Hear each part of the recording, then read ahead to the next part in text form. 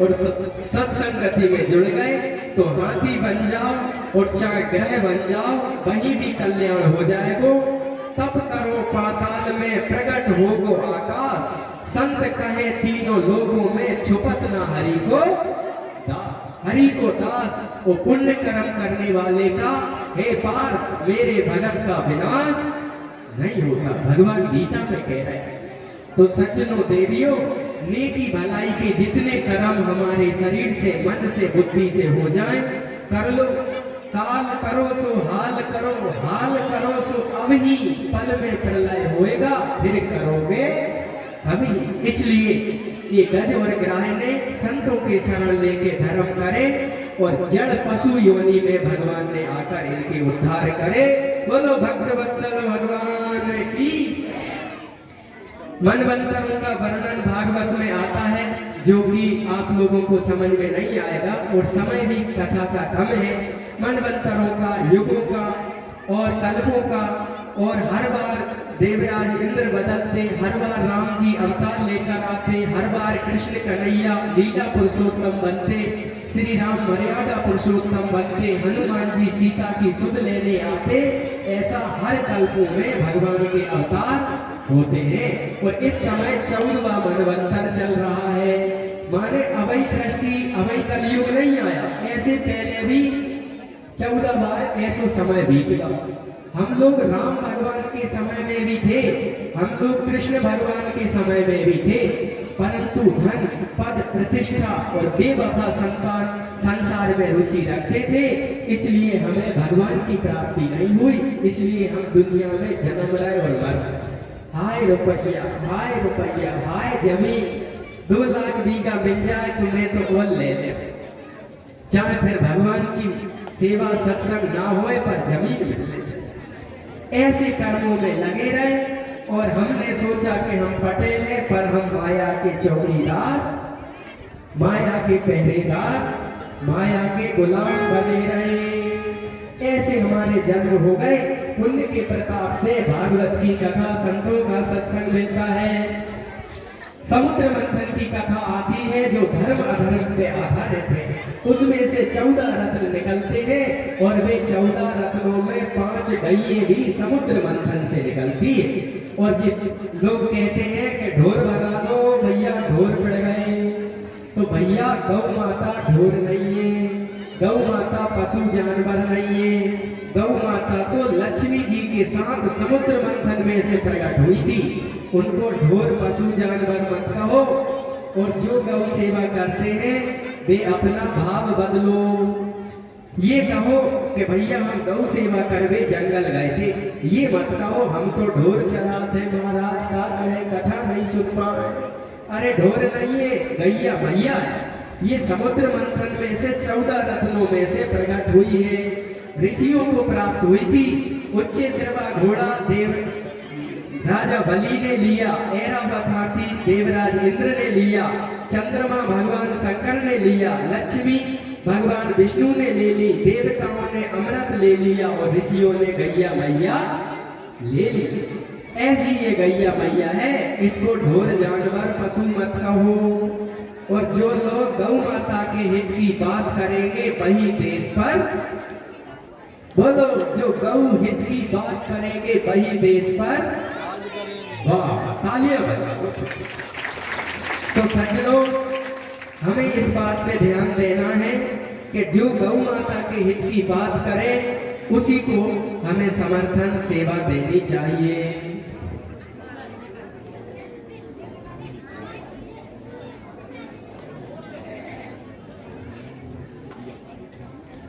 सच्चिदानंद भगवान की। तो भैया गौ माता समुद्र मंथन में से प्रकट भई महान देवी, इसलिए अपने गौ माता की सेवा पे ध्यान देने चाहिए। समुद्र मंथन का देवासुर संग्राम का वर्णन आता है। भगवान मोहिनी रूप में अवतार लेते हैं, ये चर्चा भी आती है। और इस प्रकार वामन भगवान की कथा शुक्राचार्य जी द्वारा मृत संजीवनी विद्या से देवतियों को पुनः जीवित करके राजा बलि से 99 यज्ञ करवा के वामन द्वारा देवताओं को स्वर्ग, मनुष्यों को धरती और राजा बलि को सुतल लोक के राजा भगवान बनाते हैं। और इस प्रकार वामन भगवान आकर के हमें संदेश देते हैं कि भैया धरती मनुष्यों की कर्म भूमि है। नवम स्कंद में देवस्वत मनु की, महर्षि चैवन की, सुकन्या की कथा, महाराज अम्बरीश की कथा आती। व्रत कैसे करना चाहिए, महाराज अम्बरीश से सीखना चाहिए। महाराज अम्बरीश एकादशी व्रत करते थे और एकादशी व्रत के द्वारा वो दुनिया में भगवान की विशेष भक्ति का संदेश देते। महर्षि अम्बरीश की कथा 9वें स्कंद में आती है। महाराज अम्बरीश भगवान के अर्चन अवतार थे और अर्चन अवतार अम्बरीश महाराज ने अपनी सारी प्रजा को ये सूचना दे दी कि भैया कोई भी एकादशी के दिन चूल्हा नहीं जलाएगा, फल फूल खाओ, हरि के गुण गाओ, परंतु अन्न कोई भी नहीं खाए। कोई मेजबान आ जाए तो मेजबानों के लिए भी चूल्हा नहीं जलाओ, उन्हें भी व्रत करवाओ, उनके लिए भी अपन फल खिलाओ, भोजन पानी रोटी साग। अम्बरीश जी के राज्य में एकादशी व्रत तोड़ने वाले को सख्त निर्देश थे। 11 का व्रत सब प्रजा को करना चाहिए, ऐसी व्यवस्था बनी। और महर्षि अम्बरीश, राजा अम्बरीश ने भगवान की अर्चना भक्ति की और अर्चना भक्ति करके महाराज अम्बरीश ने दुनिया को, समाज को एकादशी व्रत करने की प्रेरणा दी। एकादशी का क्या मतलब है? 10 इंद्रियां और 11वां मन, इन सबको ठाकुर जी में लगाओ। 11 को व्रत करो और नहाए बिना सुबह चाय पी ली तो व्रत हुआ क्या? एकादशी के दिन व्रत कर रहे हो, एक दोपहर कुछ भी खाओ पियो मत। यदि आपने व्रत के दिन सुबह नहीं चाय पी ली तो आपने व्रत नहीं किया, व्रत के नाम पे असंयम हो गया। व्रत का मतलब है आंख कान नाक पैर हाथ रसना ग्रहण इंद्रियों को भगवान में गीता पढ़ो, पूरी गीता 2-2.5 घंटे में हो जाए।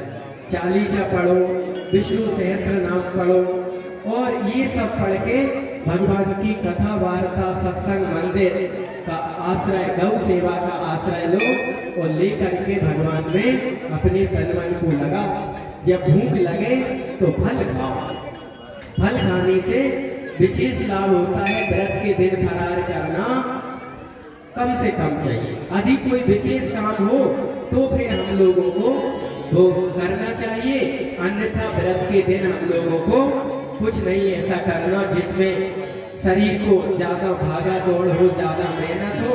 ऐसा काम ना करके व्रत के दिन हो सके तो हरि गुण करने चाहिए और भगवान में मन लगाने चाहिए। व्रत माने बंधना, भगवान को व्रतपति कहा जाता है। व्रत में बंधना ये एकादशी का संदेश है।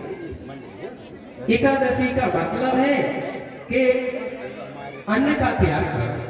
अन्न का त्याग कर दो तो जीवन में कल्याण हो जाता है। अन्न को जहां तक हो सके नहीं खाना चाहिए, ऐसी बात आती है। एक बार ऐसी चर्चा आती है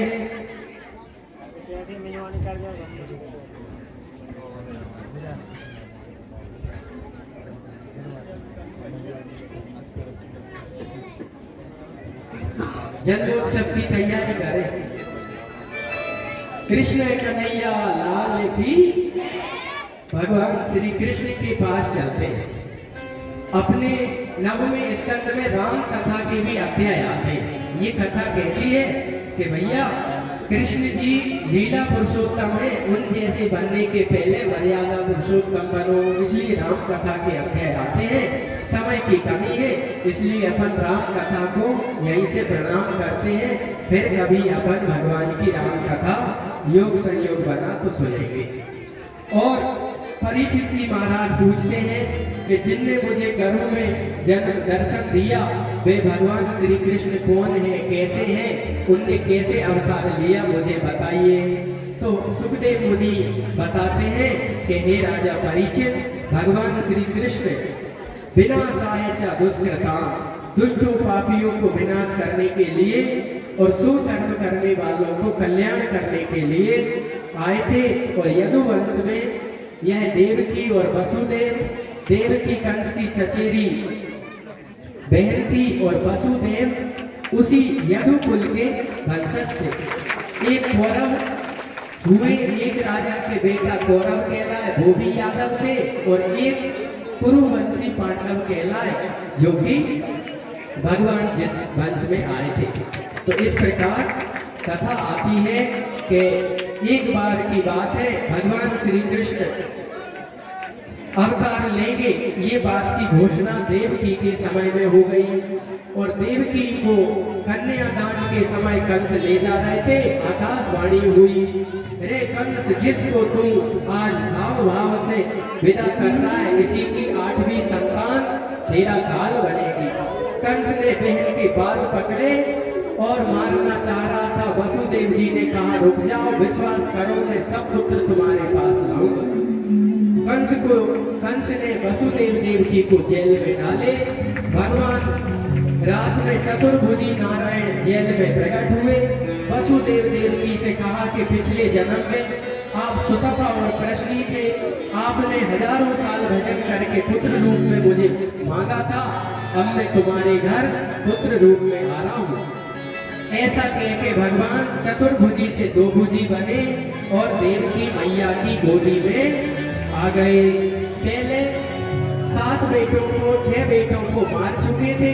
7वें दाऊ भैया आए, जो योग माया ने रोहिणी के घरों में ट्रांसफर कर दिए। रोहिणी वसुदेव जी के मित्र नंद बाबा के यहाँ गोकुल में रहती थी। 8वें कन्हैया आए हैं और आकर के भगवान श्री कृष्ण रोए नहीं। क्यों? राम अवतार में सुरी वचन सुजाना, रोदन ठाना, हुई बालक सुर भूपा, इसलिए भगवान पहले रोए थे, इसलिए अभी रो नहीं रहे हैं। योजना वसुदेव जी को समझा दी थी कि वसुदेव जी ध्यान रखना, भादों की कृष्ण अष्टमी थी, जो गोपा अष्टमी कहलाती है। अभी श्री कृष्ण जयंती वो घर घर में मनाई जाती है। बुधवार और बृहस्पति रजनीपति उच्च श्रेणी था, शुभ ग्रह थे धर्म स्थापन स्थिर नक्षत्र रोहिणी था। बादल अपना दल बांध बांध नव पर धुंध भी बजाते थे, मानो घनश्याम आगमन का वो हरि संदेश सुनाते थे। बोलो कृष्ण कन्हैया लाल की। और भादों की अष्टमी पे भगवान वसुदेव देवकी की गोदी में आ गए और आए हैं, और भगवान ने वसुदेव जी को कहा कि रात में मुझे डलिया में रख के नदी के उस पार गोकुल में छोड़ आइयो, और वहां पे कन्या होगी उसको ले आइयो। और वसुदेव जी लेके वसुदेव कान्हा को चल दिए रात अंधेरी में। भगवान श्री कृष्ण के पिताजी माता जी भगवान को लाड़ लड़ाते हैं, और लाड़ लड़ाकर भगवान का स्पर्श करते हैं तो सांडने और बंधन टूट जाते हैं। सिर पे रखते हैं तो किवाड़ खुल जाते हैं। भगवान ये कह रहे हैं कि मेरे चरणों का आश्रय लोगे तो सारी हथकड़ी खुल जाएगी, और मेरी आज्ञा सिर पे रखोगे तो बंद दरवाजे खुल जाएंगे। इस प्रकार वसुदेव जी लेकर के कन्हैया को गोकुल की ओर चल रहे हैं। स्वागतम कृष्णा स्वागतम कृष्णा